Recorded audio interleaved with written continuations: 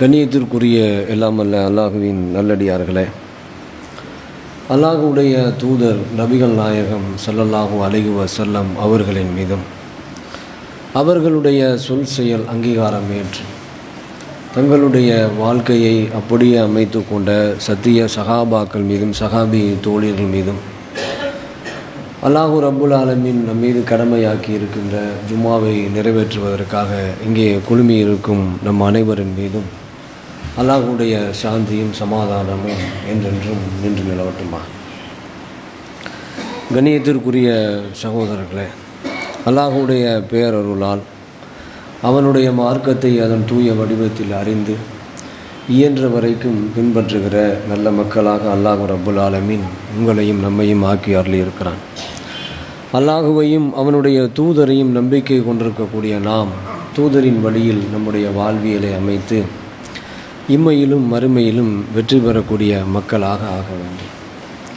கண்ணியத்திற்குரிய சகோதரர்களே, நாம் வாழுகின்ற இந்த சமூகத்தில் சமீப காலமாக மாற்றம் என்கிற ஒரு சொல் பெரும்பான்மையாக பேசப்படுகிற ஒரு வார்த்தையாக இருக்கிறது. ஒரு மாற்றத்தை உருவாக்க வேண்டும் என்கிற எண்ண ஓட்டம் எல்லோருடைய மனங்களிலும் ஏற்படக்கூடிய ஒரு நிகழ்வுகளை நிறைய செய்திகள் வழியாக நம்ம பார்க்கிறோம். சமீப காலமாக ஒவ்வொரு விமர்சனங்களையும் சமூக மக்களுக்கு மத்தியில் எடுத்து வைப்பவர்கள் கூட மாற்றத்தை ஏற்படுத்த வேண்டும் அல்லது இதுதான் மாற்றமா என்றெல்லாம் பேசுகிற அளவிற்கு ஒரு பேசு பொருளாக அந்த சொற்கள் இருக்கிறதை நம்ம பார்க்கிறோம். எல்லாருடைய உள்ளங்களிலும் ஒரு பெரும் எதிர்பார்ப்பு, ஒரு புதிய ஒரு சமூகம் உருவாக வேண்டும் என்கிற எண்ணம். அந்த எண்ணத்தை யாராவது பூர்த்தி செய்ய மாட்டார்களா, அது இவராக இருக்க மாட்டாரா அவராக இருக்க மாட்டாரா என்று எதிர்பார்த்து நாம் வாழுகிற சமூகத்தில் என்னென்னமோ நிகழ்வுகளெல்லாம் நடந்தேறிவிட்ட காரியங்களையெல்லாம் பார்த்துவிட்டு தான் நாம் அமர்ந்திருக்கிறோம்.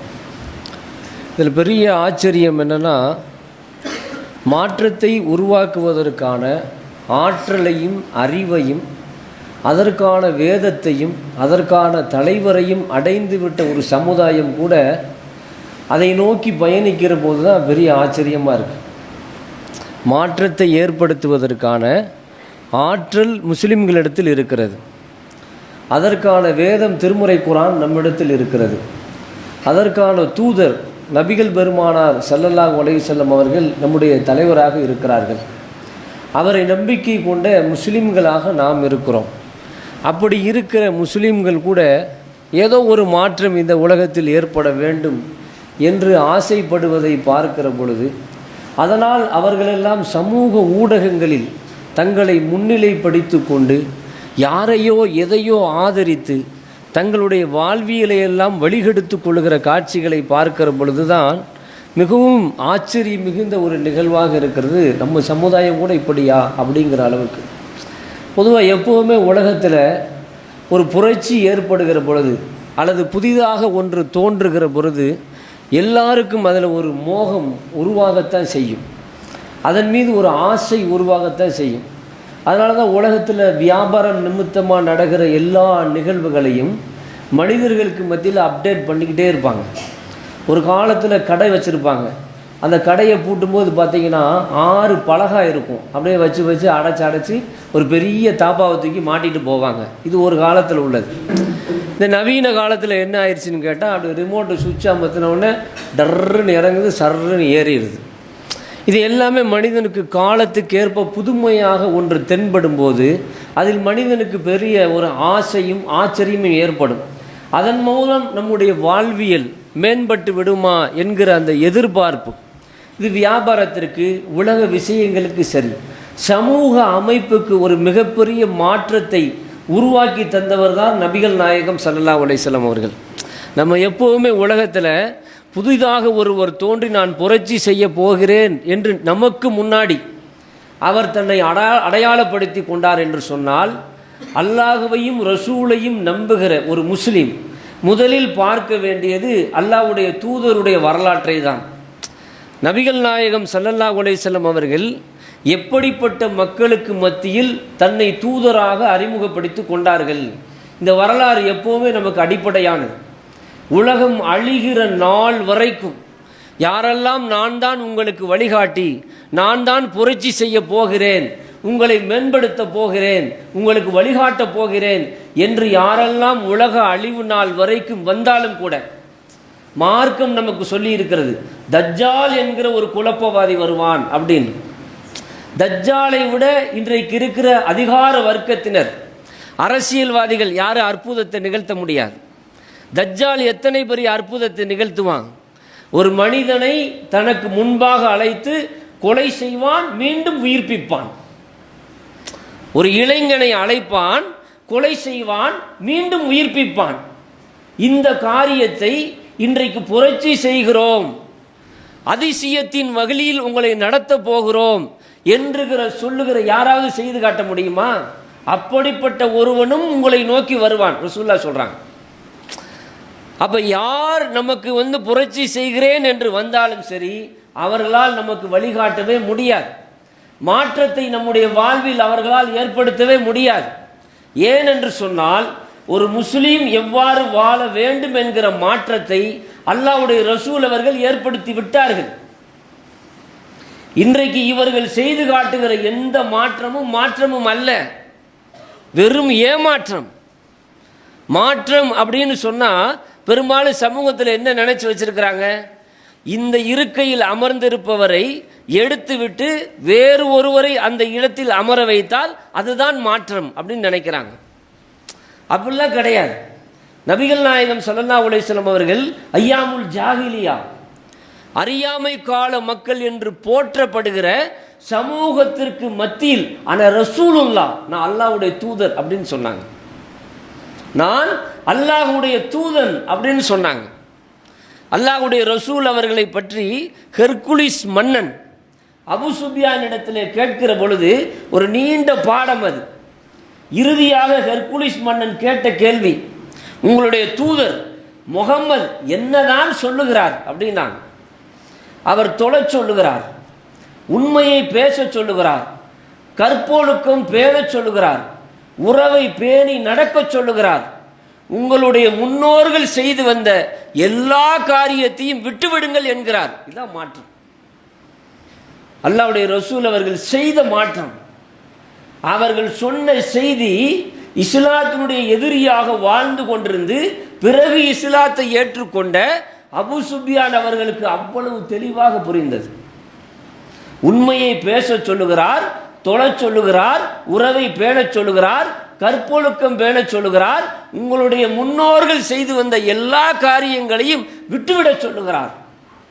இதைத்தான் முகம்மது சொல்லுகிறார். சொன்னவுடனே ஹெர்குலிஸ் மன்னர் சொன்னார், அவர் சொல்வது உண்மையாக இருக்குமேயானால் என் காலுக்கு கீழாக இருக்கிற இந்த மண்ணையும் உங்களுடைய முகம்மது ஆளுவார் அப்படின்னு சொன்னார். மாற்றம்.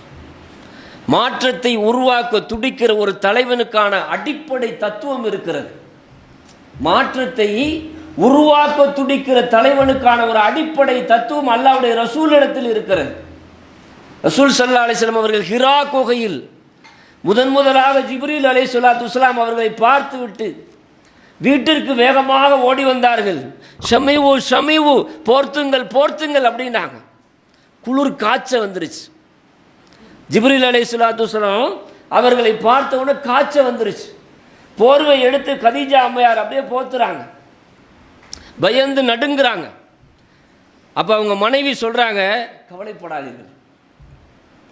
கவலைப்படாதீர்கள், அல்லாஹ் உங்களை கைவிட மாட்டான், அல்லாஹ் உங்களை கைவிட மாட்டான். ஏன் கைவிட மாட்டான் தெரியுமா? அவங்க சொல்றாங்க, ஏன் கைவிட மாட்டான் என்று சொன்னால், நீங்கள் ஏழைகளுக்கு உதவுகிறீர்கள், வறியவர்களுக்கு வாழ்வியலை அமைத்து கொடுக்கிறீர்கள், உறவினர்களை பேணி நடக்கிறீர்கள், உண்மையான துன்பத்திற்கு ஆட்பட்டோருக்கு நீங்கள் உதவி செய்கிறீர்கள், இருவருக்கு மத்தியில் பிரச்சனை ஏற்பட்டால் அந்த பிரச்சனையை தீர்த்து வைக்கிறீர்கள். அதனால் அல்லாஹ் உங்களை கைவிட மாட்டான். இதுதான் உலகத்தின் மாற்றத்தை ஏற்படுத்துவதற்கான தலைவனுக்கான அடிப்படை தத்துவம். இது முஸ்லீம்களுக்கு இந்த பாடம் இருக்கு, இந்த வரலாற்றில் இருக்கு. நாம் பார்க்கிற தலைவர்கள், நாம் கேட்கிற தலைவர்கள் இந்த தன்மை கொண்டவர்களாக இருக்கிறார்களா? வறியவர்களுக்கு வாழ்வியலை அமைத்து கொடுக்கிறார்களா? ஏழைகளுக்கு உதவி செய்கிறார்களா? உண்மையான துன்பத்தில் ஆட்பட்டோருக்கு உதவி செய்கிறார்களா? ஒண்ணுமே இல்லையே. உறவுகளை பேணி நடக்கிறாங்களா? இல்லையே. இவர்களால் உலகத்தில் எவ்வாறு மாற்றத்தை ஏற்படுத்த முடியும்? மாற்றம் என்பது வெறும் வார்த்தை அல்ல, செயல். மாற்றம் என்பது வெறும் வார்த்தை அல்ல, செயல். ஐயாமுல் ஜாஹிலியா என்று அழைக்கப்பட்ட சமூகத்தை அல்லாஹ்வுடைய ரசூல் அவர்களுடைய வழியில் வந்ததினால் அல்லாஹ் ரப்புல் ஆலமீன் சிலாகித்து சொன்னான், ரலியல்லாஹு அன்ஹும் வ ரலு அன்ஹு. அல்லாஹ் அவர்களை பொருந்தி கொண்டான், அவர்கள் அல்லாஹ்வை பொருந்தி கொண்டார்கள். மதுக்கள் குடம் குடமாக ஓடியது. பேரல் பேரலா வீட்டில் வச்சு அடிச்சுக்கிட்டு இருந்தாங்க சரக்கு. யார் வீட்டில் அதிகமாக மது இருக்கிறதோ அவர்தான் பெரும் செல்வந்தர். பெண்களை போக பொருளாக பார்த்தார்கள். பெண் குழந்தைகள் பிறப்பதை இழிவாக கருதினார்கள். அதை உயிரோடு புதைத்தார்கள். அந்த சமூகத்தை, பெண்களை அல்லாஹ்வுடைய ரசூல் அவர்கள் மதிக்க வைத்தார்கள். எந்த பெண் குழந்தை பிறந்தால் இழிவு என கருதி உயிருடன் புதைத்த ஒரு சமூகத்தை அல்லாஹ்வுடைய ரசூல் அவர்கள் பெண்களை உயர்வாக பார்க்க வைத்தார்கள். அவர்களுடைய முகங்களிலே அடிக்காதீர்கள் என்றார்கள். பொது இடங்களில் வைத்து கண்டிக்காதீர்கள் என்றார்கள். யார் 2 பெண் குழந்தையை பெற்றெடுத்து முறையாக வளர்த்து திருமணம் முடித்து கொடுக்கிறாரோ அவர் என்னோடு இப்படி இருப்பார் என்று அல்லாஹ்வுடைய ரசூல் அவர்கள் சொன்னார். அல்லாஹ்வுடைய ரசூல் அவர்கள் சொல்லி 1400 ஆண்டுகள் ஆகிவிட்டது. அவர்கள் சொன்ன மண்ணில் பெண்களுக்கான மதிப்பு என்ன பார்க்கிறோம்ல இன்னைக்கும். அந்த பெண்களுக்கு அல்லாஹ்வுடைய ரசூல் அவர்கள் வாழ்ந்த அந்த மண்ணில் அவர்களுக்கான மதிப்பு என்ன? பெண்களுக்கு மகர் கொடுத்து திருமணம் முடியுங்கள் என்று சொன்னார்கள். போக பொருளாக கருதி போகிற போக்கில் விதைகளை விதைக்கிற ஆண் மக்களுக்கு மத்தியிலே நீ கட்டிக்க போற பெண்டாட்டிக்கு மகர் கொடுத்து திருமணம் முடி, வாத்து நிஷா சதுக்காதிக நேவலா அல்லாஹ்வுடைய ரசூல் அவர்கள் சொன்னார். அல்லாஹ்வுடைய வேதத்தின் வழியாக மகர் கொடுத்து திருமணம் முடித்தார்கள். கேவலம் அந்த மாற்றம் கூட இன்னும் இங்கே ஏற்படல. அரசியலில் மாற்றம், அதிகாரத்தில் மாற்றம். வரதட்சணை ஒளிஞ்சிருக்கா? வரதட்சணை இந்த சமுதாயத்தில் ஒளிஞ்சிருக்கா? வட்டி ஒளிஞ்சிருக்கா? பொய் பேசுறது ஒளிஞ்சிருக்கா? வியாபாரத்தில் மோசடி மாறி இருக்கா? அடுத்தவர்களுடைய பொருளை அபகரிப்பதிலே எவ்வளவு முனைப்பு காட்டுகிறார்கள். இவர்களால் மாற்றத்தை உருவாக்க முடியுமா? மாற்றத்தை கொண்டு வர முடியுமா? முடியாது. உங்களுடைய போக்குகளை நீங்கள் மாற்றிக்கொள்ளாத வரைக்கும் அல்லாஹ் ரப்புல் ஆலமீன் உங்களுக்கு மாற்றத்தை ஏற்படுத்தவே மாட்டான். திருக்குர்ஆனுடைய வசனம். நபிகள் நாயகம் ஸல்லல்லாஹு அலைஹி வஸல்லம் அவரிடத்துல ஒரு நபித்தோழர் வந்து கேட்கிறார், அல்லாஹ்வுடைய தூதர் அவர்களே, அல்லாஹ் ஒருவன் நான் இறைவன் என்று சொன்னதற்காக சொல்லனா துன்பத்துக்கு உள்ளாகிறோம், எங்களுக்காக நீங்கள் பிரார்த்தனை செய்யக்கூடாதா கேட்டாங்க. எங்களுக்காக நீங்கள் பிரார்த்தனை செய்யக்கூடாதா? அல்லாஹ்வுடைய ரசூல் அவர்கள் வலது கையை வைத்து படுத்திருந்தவர்கள் எழுந்து அமர்ந்து முகம் சுவைக்க பேசினார்கள். உங்களுக்கு முன்னாடி வாழ்ந்தவர்கள் எல்லாம் ஆழ குழி தோண்டி கழுத்து வரைக்கும் இறக்கப்பட்டு உச்சந்தலையில் ரம்பங்களை கொண்டு 2 கூறுகளாக அறுத்த போதிலும் அவர்கள் அல்லாஹ்வுடைய மார்க்கத்தை விட்டு மாறவில்லை. இரும்பு சீப்புக்களை கொண்டு அவர்களுடைய சதைகளை சீவும் போது அது சதைகளை கிழித்து எலும்புகளை சென்றடைந்த போதும் கூட அவர்கள் ஈமான் இழக்கவில்லை. ரசூலுல்லாஹ் சொன்னாங்க, ஒரு நாள் வரும். ரசூலுல்லாஹ் சொன்னாங்க, ஒரு நாள் வரும், சன்னாவில் இருந்து ஹலர மௌத் வரைக்கும் ஒருவன் தனியாக பயணம் செய்வான். அல்லாஹ்வுடைய பயத்தை தவிர வேறு எதற்கு பயப்பட மாட்டான். அதுதான் மாற்றம். அரசியல் மாற்றம், அதிகார மாற்றம், ஆன்மீக மாற்றம், மனித குலத்தின் வாழ்வியல் மாற்றம் செய்து காட்டினார்கள். என் காலுக்கு கீழே பூமியையும் உங்களுடைய முகம்மது ஆழ்வார் என்று ஹெர்குலிஸ் சொன்னார். ஆண்டார்கள் அல்லாஹ்வுடைய ரசூல் அவர்கள். வெறும் 23 ஆண்டு காலம், வெறும் 23 ஆண்டு காலம். இந்தியாவில் எத்தனை ஆண்டா நம்ம வாழ்ந்துகிட்டு இருக்கிறோம்? இந்தியாவில் எத்தனை ஆண்டு காலம் நாம் வாழ்ந்து கொண்டிருக்கிறோம்? நம்முடைய வாழ்வியல் முறைதான் நமக்கு ஏற்பட்டிருக்கிற பலவீனம். நாம் யாருடைய வழியில் வாழ வேண்டும், வாழ வேண்டிய வழிப்புரை பிரகாரம் நாம் வாழ்ந்தால் நாம் தான் பலமிக்க சமுதாயம். எப்பவுமே சூழ்ச்சிகளுக்கு இரையாயிரமே, நம்ம சூழ்ச்சிக்கு இரையாயிரம். நம்பிக்கை மிகுந்த வார்த்தைகளை யாராவது சொன்னால் அப்படியே மயங்கி உருகிறோம். எதிராளி தந்திரக்காரனாக இருக்கிறான், எதிராளி தந்திரக்காரனாக இருக்கிறான். நாம் ஏமாளியாக இருக்கிறோம், நாம் ஏமாளியா இருக்கிறோம். அதனால தானங்க நாம் அடிமைப்பட்ட ஒரு சமுதாயமாக வாழ்ந்து கொண்டிருக்கிறோம். அடிமைன்னு சொன்னோன்னே சுதந்திர இந்தியாவில் எங்கே அடிமை அப்படிங்க கேட்கக்கூடாது. நம்ம நினச்சிக்கிட்டு இருக்கிறோம் அப்படி சுதந்திரமாக இருக்கிறோம்னு சொல்லிட்டு. அப்படி ஒரு போர்வை நமக்கு போர்த்தப்பட்டிருக்கிறது. மிருக காட்சி சாலைக்கு போயிருக்கீங்களா? ஜூ. ஒரு சிங்கத்தை பெரிய கூண்டுக்குள்ளே போட்டு அடைச்சி வச்சுருப்பாங்க. கூண்டுனா கம்பி கூண்டு இல்லை, ஒரு வேலி போடப்பட்ட கூண்டு. அந்த சிங்கம் நினச்சிக்கிட்டு இருக்கோம் நம்ம காட்டுக்குள்ளே இருக்கிறோம் அப்படின்னு. கிட்டத்தட்ட ஒரு 6 ஏக்கர் 10 ஏக்கரில் ஒரு வேலியை போட்டு அந்த சிங்கத்தை அப்படியே உள்ளே உலாவ விட்டுருப்பான். அது நினச்சிக்கிட்டு இருக்கு நம்ம காட்டுக்குள்ளே இருக்குன்னு சொல்லி. ஆனால் அது இருக்கிற காட்டுக்குள்ளே மான் இருக்காது, நரி இருக்காது, புலி இருக்காது, பன்றி இருக்காது, ஓனாய் இருக்காது, ஒன்றும் இருக்காது. மணிக்கு ஒரு முறை சப்ப கறி வந்து விழுக்கும் டம்முன்னு, அதை கவ்வி பிடிச்சி சாப்பிடும். இதுதான் போல இங்கே உசுறு அப்படின்னு நினச்சிக்கிட்டு அது அப்படியே காட்டுக்குள்ளே இருக்கணும். நடந்து நடந்து நடந்து நடந்து அப்படி போய் பார்த்தா ஒரு 6 ஏக்கர் தாண்டி போகும்போது அங்கே ஒரு வேலி இருக்கும். ஆஹா, நம்ம கூட்டுக்குள்ளையில் இருக்கிறோம் அப்படின்னு. இதுதான் நம்ம முஸ்லிம்கள். சுதந்திரம் அடைந்து விட்டதாக இந்திய தேச மக்கள் எல்லோரும் கருதி கொண்டிருக்கிறார்கள். கார்ப்பரேட் நிறுவனங்களிடத்திலே அடிமையாக வேலி போடப்பட்ட சிங்கங்களாக சுற்றி கொண்டிருக்கிறோம். நம்ம நினைப்போம் ஒரு ஆர்ப்பாட்டம், ஒரு போராட்டம் அறிவிச்சோன்னு பார்த்துருக்கீங்களா? நம்ம வேகத்தை சிங்கம்டா சுட்டு பாடுறா அப்படிம்போம். அவனுக்கு தெரியும் கத்திட்டு போகட்டும் அப்படின்னு. ஜனநாயகத்தினுடைய இன்னொரு வடிவம் கோபத்தை கட்டுப்படுத்துவதற்கான அழகிய வழிமுறை அவனை போராட அனுப்புது. போராடு, கத்து, கண்டிக்கிறோம் கண்டிக்கிறோம் கண்டிக்கிறோம் தண்டிக்கிறோம், கத்து. கத்தி முடிச்சுட்டு சுபானக்கல்லாகுமா தோவதிட்டு கிளம்பி அவ்வளோதான் முடிஞ்சு. அப்பாடி வெறித்தனமா சரியான கூட்டம்ல, பயங்கர சத்தாப்பு. போலீஸ்லாம் பயந்துருச்சு.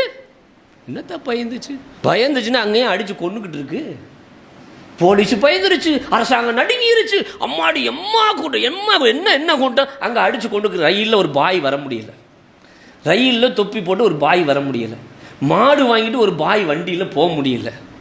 சும்மா ஒரு 100 கிராம் கறியை வாங்கி, ஆட்டுக்கறியை வாங்கி பையில் வச்சுட்டு போக முடியல, மாட்டுக்கறியான்னு அடிச்சு கொண்டுறான். எவன் பயந்தான்? அடிமை. நம்ம வாழ்வியல் அடிமை. நாம் என்ன தந்திரக்காரனிடத்தில் ஏமாளியாக இருக்கிறோம். எதிராளி தந்திரக்காரனாக இருக்கிறான். உனக்கு அதை தரேன் இதை தரேன், உன்னை நான் தான் பாதுகாக்கிறேன், நீ சிறுபான்மை சமுதாயம். என்னடா சிறுபான்மை சமுதாயம்? யாரா சிறுபான்மை சமுதாயம்? நான் சிறுபான்மை சமுதாயம். பெரும்பான்மை சமுதாயம் யாரு? பெரும்பான்மை சமுதாயம் யாரு? உலக அளவில் பெரும்பான்மை சமுதாயம் இஸ்லாமியர்கள். 300 கோடி பேர் வாழ்கிறோம் ஒரு தேசத்தில். நம்மை சிறுபான்மை சமுதாயம். நாங்கள் சிறுபான்மை சமுதாயம், நாங்கள் சிறுபான்மை சமுதாயம் நம்மளும் சொல்லிட்டே இருக்கிறோம். இஸ்லாம் உலகளாவிய மார்க்கமா, ஒரு தேசத்திற்கான ஒரு பகுதியின் மார்க்கமா? உலகளாவிய மார்க்கம். நம்மை நாம் சிறுமைப்படுத்திக் கொள்வதே நமக்கான பலவீனம். நம்மை நாம் சிறுமைப்படுத்திக் கொள்வதே நமக்கான பலவீனம். நான் யார்? தூதரின் வழிமுறையில் நடக்கிற ஒரு முஸ்லிம். இது நமது அடையாளம். நமது அடையாளத்தை யாரிடத்தில் அடகு வைப்பது என்கிற விதிமுறையற்ற ஒரு சமுதாயமாக மாறி போயிருக்கிறோம் என்கிற பொழுது யார் வேண்டுமானாலும் நம்மை ஏமாற்றலாம், யார் வேண்டுமானால் நம்மை தூசிக்கலாம், யார் வேண்டுமானால் நம்மை அடித்து கொலை செய்யலாம், கொல்லலாம், விரட்டலாம். அதிகாரத்தின் பங்கு என்ன? அறிவு தெரியும், நமக்கு தெரியும். நாம் எத்தனை சதவீதம் வாழுகிறோம் நமக்கு தெரியும். ஜனநாயகம்னா என்ன நமக்கு தெரியும். சர்வாதிகாரம்னா என்ன நமக்கு தெரியும். ஆனால் நம்மை வழி நடத்துபவர்கள் அற்பமாக அடகு வச்சுட்டு போயிடுவாங்க. இவங்களுக்கெல்லாம் நான் தான் பிரதிநிதி, இவங்களுக்கெல்லாம் நான் தான் பிரதிநிதி அப்படின்றவார். நான் உன்னை ஏற்கவே இல்லையப்பா அப்படின்னு சொன்னா, நீ ஏற்கிற இல்லையோ, நான் தான் பிராண்டட், நான் தான் பிராண்டு, என் பிராண்டுக்கு கீழே தான் உன்னை வச்சிருக்கிறேன். அதனால தானே எல்லாரும் நம்மளை அற்பமாக நினைக்கிறாங்க. ஒன்றிணைந்த சமுதாயம், ஒரு சாதிய ரீதியாக இருக்கிற ஒரு கூட்டம், அவன் ஒன்றா சேர்ந்துக்கு நாங்களாம் ஒரு சாதி சொல்கிறான், நாங்கள்லாம் ஒரு முஸ்லீம் அப்படின்னு போய் யாராவது சொல்ல முடியுதா? நீங்கள் முஸ்லீம் தான், நீங்கள் எந்த இயக்கம், நீங்கள் எந்த ஜமாத்து, நீங்கள் எந்த ஏரியா, நீங்கள் எந்த தெரு, ஓ அப்படி அப்படி இப்படி அவனே காட்டில் சுற்றுற மாட்டை பிரிக்கிற மாதிரி நம்மளை பிரிச்சுடுறானுங்க. நாமளும் பிரிஞ்சு சரின்னு போயிடுறோம்ல. நான் அரசியல் பேச வரல, தூய மார்க்கத்திற்கு சொந்தக்காரர்கள் உலகத்தில் ஏமாந்து விடக்கூடாதுன்னு சொல்கிறேன். ஏமாற்றம் நம் மீது விதிக்கப்பட்ட விதி அல்ல. மாற்றத்தின் பெயரால் நம்ம யாரும் ஏமாற்றி விடக்கூடாது. சமூக வலைதளங்கள் நம் சமுதாயத்தின் நிலைகளை பார்க்கிற பொழுது நம்முடைய பெண் பிள்ளைகள் எந்த அளவுக்கு பேசுகிற காட்சியை பார்க்குறோம் பாருங்க. யாரோ ஒருத்தன், அவனை எங்கள் அண்ணே, என் தம்பி, அவர் என்னை பார்த்துக்குருவாரு. என்ன பார்த்துக்குருவார்? எப்படி பார்த்துக்குருவார்? பெத்த தகப்பனை விடவா, பெற்ற தாயை விடவா, தன் சகோதரனை விடவா, தன்னுடைய உறவை விடவா? என்னங்க இப்போ இதெல்லாம் ஆளை சிந்திக்க வேண்டிய கடமை நமக்கு இருக்கிறது. ஏராளமான பொறுப்பு இருக்கிறது. நான் கண்ணுக்கு பார்க்க எல்லாருமே நரைச்ச தாடியாக இருக்குங்க என்னைய மாதிரி. நான் கண்ணுக்கு பார்க்க இந்த இந்த அவையில் நரைத்த தாடிக்காரர்கள் நிறைய இருக்கிறீர்கள், கருத்த தாடிக்காரர்கள் குறைவாக இருக்கிறார்கள். அவர்களெல்லாம் எங்கே? வெள்ளிக்கிழமை ஜும்மாவுடைய நாள், இளைஞன் எங்கே? முதியவர்கள் நாமெல்லாம் அமர்ந்திருக்கிறோம். நம்மால் என்ன செய்ய முடியும்? இளைஞர்களால் செய்ய முடியும். அதான் ஜென்சி இளைஞர்கள் அப்படிங்கிறான்ல. அவன் நினைத்தால் ஒரு மாற்றத்தை கொண்டு வர. அவனால் ஏற்பட்ட மாற்றம் மகா கேடு. அறிவுக்கும் ஒன்றுக்கும் சம்பந்தம் இல்லாத இருக்கிறது. கோவிக்கிறான், கொந்தளிக்கிறான், கிளம்புகிறான், அடிக்கிறான், ஒடிக்கிறான், நசுக்கிறான், என்னமோ நடந்து முடிஞ்சிருது. கடைசியில் பார்த்தா ஒன்றும் இல்லை. அந்த இளைஞர்களுக்கெல்லாம் வழிகாட்டுகிற பொறுப்பு என்னைய மாதிரி இருக்கிற உங்களுக்கு இருக்கு. ஏன்னா இங்கே அவங்க யாரும் இல்லை. எந்த இளைஞர்களிடத்தில் நாம் பொறுப்பை கொடுக்குறோம்? முதல்ல நீங்கள் திருச்சியில் போங்க, எல்லா பள்ளிவாசலுக்கும் போங்க. எந்த பள்ளிவாசலில் 30 வயசுக்கு கீழ் உள்ள ஒரு இளைஞன் ஜமாத்தினுடைய தலைவராக இருக்கிறான் சொல்லுங்க? எல்லாம் தடியை ஊண்டி தள்ளாடி நடந்து வர்ற ஆளுக்குத்தான் தலைவர், செயலாளர், பொருளாளர், துணைத் தலைவர், துணை செயலாளர். எங்களுக்கு தான் எல்லா அனுபவம் இருக்கு. வேகம், வேலை செய்யறதுக்கு வேகம். வர்றவனுக்கு ஒரு பொறுப்பு கொடுத்து, அவன்கிட்ட கடமையை கொடுத்து, செயலை கொடுத்து, செய்ப்பா பார்ப்பா அப்படின்னு சொன்னாவில, தம்பி நீ சின்ன பையன், உனக்கு ஒன்றும் தெரியாது, நீ போ. அவன் என்ன செஞ்சிடான்? நமக்கு அவர் இருக்காரா, சரார் புறான்னு விரல் ஆட்டுவார், கையை எடுப்பார், துப்பாக்கியை பின்னாடி எடுப்பார், கவுட்டுக்குள்ளே விட்டு சுடுவார். அவர் பின்னாடி போயிடுறான். இவனுக்கு இங்கே ஒன்றுமே நம்ம கொடுக்கறது இல்லை. வந்தவனை என்ன செய்யணும்? தம்பி ஓரமாக உட்காரு, உனக்கு ஒன்றும் தெரியாது. தம்பி ஓரமாக உட்காரு, உனக்கு ஒன்றும் தெரியாது. இவன் யாரை கழட்டு போய் எப்போ பார்த்தாலும் நமக்கு ஒன்றும் தெரியாதுன்னு சொல்லிட்டே இருக்கான். நம்ம போக முடியாது, போயிடுறான். அதானுங்க, யாரிடத்தில் வேகம் இருக்கிறது, யாரிடத்தில் விவேகம் இருக்கிறது, யாரிடத்தில் மனன சக்தி இருக்கிறது, யாரிடத்தில் அறிவு கூறாக இருக்கிறது, சமூகத்துக்கு ஏற்ப அப்டேட்டாக யார் இருக்கிறா? இந்த நீ என்கிட்ட வந்துக்கிட்டு இதில் ஒரு ஆப்பை இறக்கி இது என்னன்னு பார்த்து சொல்லுங்க பாயினா, நான் என்ன சொல்லுவேன்? அது யாராவது படித்த பிள்ளைய பார்த்து கேளு தம்பி சொல்லுவேன். படித்த பிள்ளையா பார்த்து கேளு அப்படிம்பேன். அப்போ உங்களுக்கு தலைவராக இருக்கீங்க, உங்களுக்கு ஒன்றும் தெரியாதா? தலைவராக இருக்கிறேன், அதுக்காண்டி இதெல்லாம் எனக்கு தெரியாது, போயா என்ன ஆகும்? அதே ஒரு சாதாரண ஒரு 8 வயசு 10 வயசு பையன் போய் கொடுத்து, இது என்னப்பா யூடியூப்பில் என்னமோ வருது, இது வந்து இந்த வழியாக போனீங்கன்னா அந்த ஆப்பில் போய் அதை டவுன்லோட் பண்ணி அது அப்லோட் கொடுத்தீங்கன்னா சரியாயிரும் அப்படின்றான். இவ்வளோதானா அவனுக்கு தெரியுது. காலத்துக்கேற்ப அப்டேட். இளைஞர்கள் காணாமல் போனதற்கு காரணம் நரைத்த தாடிக்காரர்கள் தான், என்னை மாதிரி ஆட்கள் தான். இடத்த அடைச்சிக்கிட்டு உக்காந்துக்கிட்டே இருந்து அடுத்தவனுக்கு வழிவிடவே இருந்தா நீங்கள் பாருங்கள். யாரெல்லாம் தேர்தலில் நிற்கிற எல்லாரையும் பாருங்கள், நம்ம ஆளுகளை பூராத்தையும் தேர்தலில் நிற்கிற நம்ம ஆளுகள் எல்லாத்தையும் பாருங்கள். வேட்பாளரை இவ்வளோ பெரிய ஜுப்பா, பெரிய பையி, தொப்பி, கம்பு, தடி எல்லாம் பிடிச்சிக்கிட்டு எனக்கு ஒரு சீட்டு கொடுத்துருக்குறாங்க, நீங்கள் எல்லாம் வாக்களிங்க. அவர் போய் என்ன பண்ணுவார்? உள்ள என்ன பண்ணுவார்? ஒரு இளைஞனாக இருக்கிற ஒரு வேட்பாளரை பாருங்கள், அவன் எப்படி இருக்கிறான். அப்போ சமூகத்தில் மாற்றம் ஏற்படுவதற்கு வழிவிடுதல் என்பது முதல் முக்கியம். மாற்றத்தை அல்லாஹ்வுடைய ரசூல் அவர்கள் இன்னதீன இந்தல்லாஹ் இஸ்லாம், அல்லாஹ்விடத்தில் ஒப்புக்கொள்ளப்பட்ட மார்க்கம் இஸ்லாம். வரலீது லக்குமுல் இஸ்லாம தீனா, நீ வாழ்வதற்கு ஏதுவாக இசைவாக நான் இஸ்லாத்தை தேர்ந்தெடுத்துள்ளேன். மாற்றம் 1400 ஆண்டுக்கு முன்பாகவே உருவாகிவிட்டது. உருவாகிய மாற்றத்தை இந்த பூமியில் நிலைநிறுத்துவதற்காக பாடுபடுவதுதான் ஒவ்வொரு முஸ்லிமின் மீது கடமையை தவிர வேறு எவனும் உலகத்தில் மாற்றத்தை ஏற்படுத்த முடியாது, மாற்றத்தை நமக்கு கற்பித்து தர முடியாது என்பதை ஆழ முஸ்லிம்கள் உள்ளத்தில் பதிந்து கொள்ள வேண்டும் என்று கூறி என்னுடைய முதல் உரையை நிறைவு செய்கிறேன். வாஹிரு தஅவானா அல்ஹம்துலில்லாஹி ரப்பில் ஆலமீன். அஸ்ஸலாமு அலைக்கும் வரஹ்மத்துல்லாஹி வபரகாத்துஹு.